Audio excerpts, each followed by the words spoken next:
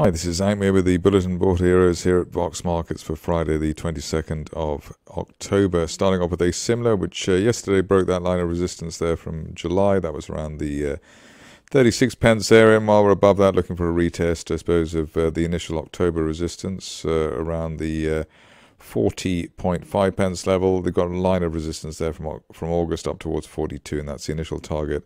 Above 42, then we should start pushing towards the better levels of the summer, but at this stage above 36, looking for 42, 43 on a similar stock, which has done well in the recent past and continues to do well after that gap to the upside through the 50-day moving averages. Advanced Energy.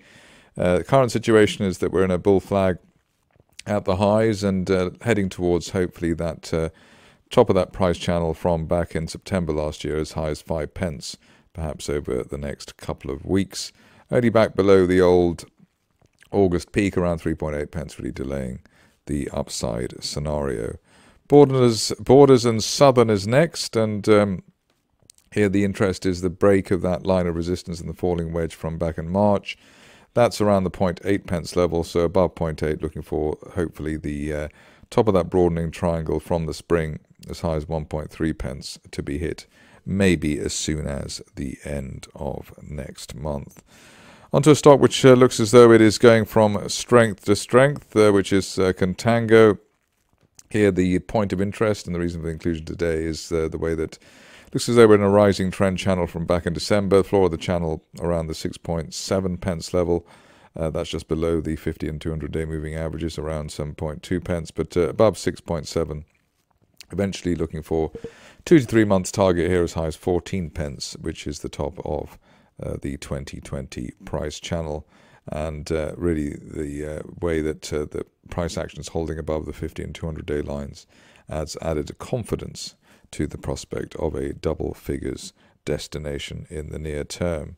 On to a stock which is loved and adored by its fans. I suppose most stocks are, but in this case, GS Technologies, a lot of buzz around here, and shares going into this bull flag at the moment. Floor of the flag there at 2.6 pence, suggesting that while there's no end-of-day close, back below that we could retest the best levels of the year towards 4.5 pence, maybe by the end of next month. Going on to Ironveld, which spiked up today quite well.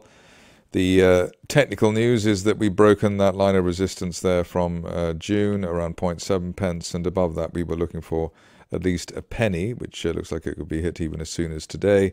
Above a penny, fans of the shares may be looking towards that line of resistance that I've just drawn now, which is 1.5 pence, to be hit maybe by the end of the year. Upside in particular, while we're above 0.78, which was last month's resistance on the stock. On to a stock which has been requested, and interesting one in the sense that we've got logistics development just below that line of resistance from February. That's around 13.25 pence, so looking for an end of day or a weekly close above that. If we can get that pretty soon, maybe this week, next week, then we could be on the road towards a top of December price channel target as high as 24 pence, maybe by December, January time, something like that. But obviously, the quicker we break that line, the quicker we get that line of resistance hit at the top of the range. Moving on to Savannah, and here it's a bit like Contango in that we're seeing a rising trend channel which has been in place since October. Shares bounced off that quite nicely, and now a bull flag, a V-shaped bull flag above the 200-day moving average of 4.15 pence. While we're above that, looking for 6.5, which is the turn of the year trend channel top, and that could be hit as soon as the end of next month.